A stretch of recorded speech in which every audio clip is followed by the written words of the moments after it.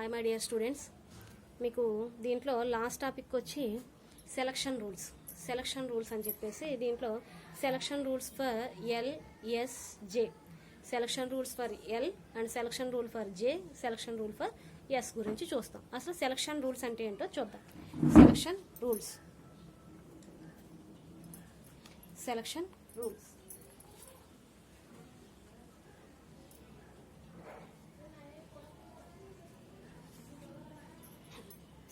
Rules first of all selection rules అంటే ఏంటో చూద్దాం. ఫర్ సపోజ్ ఎనర్జీ లెవెల్స్ విన్నాం మనం. అంటే ఎలక్ట్రాన్స్ అనేవి జంప్ చేస్తూ ఉంటాయి. ఒక ఎనర్జీ లెవెల్ నుంచి ఇంకో ఎనర్జీ లెవెల్కి ఎలక్ట్రాన్స్ అనేవి జంప్ చేస్తూ ఉంటాయి, మీకు ఆల్రెడీ తెలుసు. For suppose this is the energy levels. మనకి ఏమవుతుంది, మనకి ఎలక్ట్రాన్స్ అనేది వన్ లెవెల్ నుంచి అనదర్ లెవెల్కి జంప్ చేస్తూ ఉంటాయి, అవునా? ఒక లెవెల్ నుంచి ఒక లెవెల్కి ఎలక్ట్రాన్స్ అనేవి జంప్ చేస్తూ ఉంటాయి. అంటే ఇలా జంప్ చేసేటప్పుడు మనకి ఓన్లీ 2 ఎలక్ట్రాన్స్కి మాత్రమే అది జంప్ చేయగలుగుతుంది. జంప్ చేయగలిగే దాన్ని మనం అలా 2 ఎలక్ట్రాన్స్కి జంప్ చేయగలిగే దాన్ని ఏమంటామంటే ట్రాన్సిషన్ రూల్ అని అంటాం. ఆ ట్రాన్సిషన్ రూల్నే జనరల్గా మనం ఏమంటామంటే సెలక్షన్ రూల్ అని చెప్పేసి అంటాం. జనరల్గా ఏమంటాం మనం దాన్నే సెలక్షన్ రూల్ అని చెప్పేసి అంటాం. దీంట్లోనే సెలక్షన్ రూల్స్లో మనం ఏం చేస్తామంటే first of all selection rule for S and selection rule for J and selection rule for S, L, J, S. ఓకేనా, మనం చూస్తామండి. ఒకసారి చూడండి. An electron cannot jump from one energy level to the other energy level. ఒక electron అనేది ఒక energy level నుంచి ఇంకొక ఎనర్జీ లెవెల్కి జంప్ అవుతుంది, అవ్వకపోవచ్చు. Cannot jump from one energy level to another energy level. That is 2 levels is possible. Only 2 levels is possible. This rule is called the transition rule. ఈ rule ఏమంటామని మనం transition rule అని చెప్పేసి అంటాం. The transition rule is generally known as selection rule. ఈ transition రూల్ని ఏమని చెప్పాను, జనరల్గా సెలక్షన్ రూల్ అని చెప్పేసి అన్నాం. Selection rule for L first.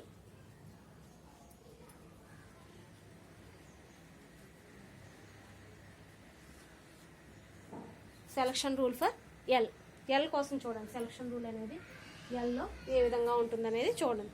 The total orbital quantum number can change by +or-1. ఇక్కడ టోటల్ యాంగులర్ మూమెంటం అనేది చేంజ్ అవుతుంది. ఎక్కడి నుంచి ఎక్కడికి? +or-1 to +or-1 or +1 or -1. +1 to -1. The total orbital quantum number can be changed by +1 to -1. అంటే that is total L equal to total L delta L is equal to ఏమని చెప్పొచ్చు మనం, +or-1, either +1 or -1. Next selection rule for S. Selection rule for yes.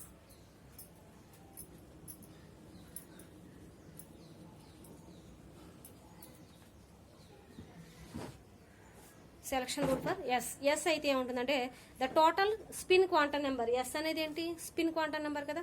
The total spin quantum number the atom cannot change for allowed transition between different states of atom. Cannot change from allowed transition between the different states of atom. ఓకేనా, అంటే ఇక్కడ మనకి total spin quantum number delta S is approximately equal to 0. అంటే దాని value ఏమవుతుందంటే మొత్తం total ఓవరాల్గా 0 అయిపోతుంది. అంటే ఇక్కడ మనకి సెలక్షన్ రూల్ ఫర్ ఎల్ అయితే delta L varies from +or-1. కాకపోతే ఇక్కడ స్పిన్ క్వాంటమ్ నెంబర్కి delta S is equal to 0. Delta S is equal to 0. దాని వాల్యూ ఏమవుతుందండి? 0. Selection rule for J.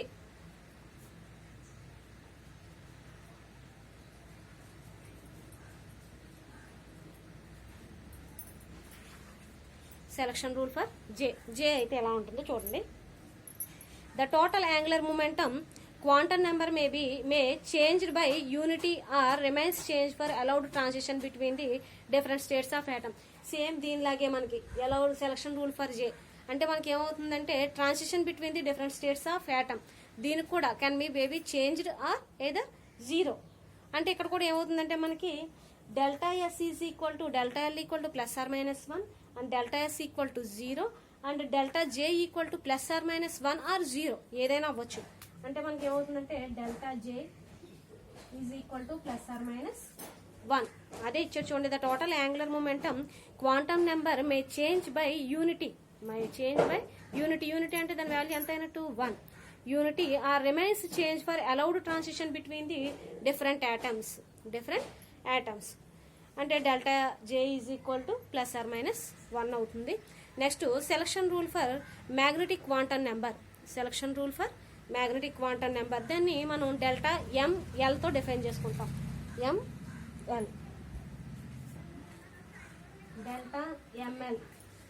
Delta ML is equal to 0 or plus or minus 1 is equal to 0 or plus or minus 1 అంటే magnetic quantum number ఏమవుతుందంటే దీనికి 0 or plus or minus 1. And spin quantum number అయితే delta MS equal to 0. Delta MS equal to 0 and delta MJ last అదే కదా, ఇంకా delta MJ equal to 0 or plus or minus 1. 0 కానీ plus or minus 1 కానీ అవుతుంది దాని value. ఓకేనండి.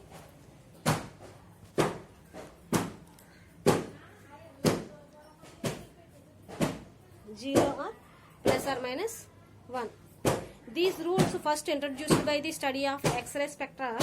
ఈ ఫస్ట్ ఈ రూల్స్ దేని నుంచి ఇన్వెంట్ చేయబడ్డాయంటే మనకి ఎక్స్రే స్పెక్ట్రా నుంచి. Identity rules have been divided into supplement the selection rules which are also have the mechanical cases. ఓకేనండి. ఇది మనకి 5 మార్క్స్ అడిగితే ఈ విధంగా రాస్తే కొరకు సరిపోతుంది. Selection rule for J L, selection rule for S and selection rule for J and total angular momentum ఈ విధంగా రాసుకున్నా సరిపోతుంది. నెక్స్ట్ ఏంటంటే మీకు దీంట్లో డ్రాబ్యాక్స్ ఆఫ్ బోర్స్ థియరీ. ఇది మీకు 5 మార్క్స్ అడగవచ్చు. ఓకేనా. డ్రాబ్యాక్స్ ఆఫ్ బోర్స్ థియరీ మీకు కెమిస్ట్రీ వాళ్ళకి చాలా మందికి కూడా ఇది కొంచెం టచ్ ఉంటుంది. చూడండి ఒకసారి. Drawbacks of Bohr's theory. The theory does not give any information regarding the distribution and arrangement of electrons in atom. ఈ థియరీ బోర్స్ థియరీ అనేది దేని గురించి చెప్పలేదంట. Does not give any information. దేని గురించి ఇన్ఫర్మేషన్ ఇవ్వలేదంట. Regarding the distribution and arrangements of electron in an atom. యాటంలో మనం ఎలక్ట్రాన్స్ అనేవి ఏ విధంగా అరేంజ్ చేయాలన్న దాని గురించి మనకి ఇది ఏమాత్రం చెప్పలేదు. నెక్స్ట్ పాయింట్ వచ్చి it does not explain the experimental observed variations in the intensity of a spectral lines of an element. ఓకేనండి. Next this theory cannot be used to calculate about transition from one level to another. Transition అనేది one level నుంచి another లెవెల్కి ఏ విధంగా ఉంటుంది.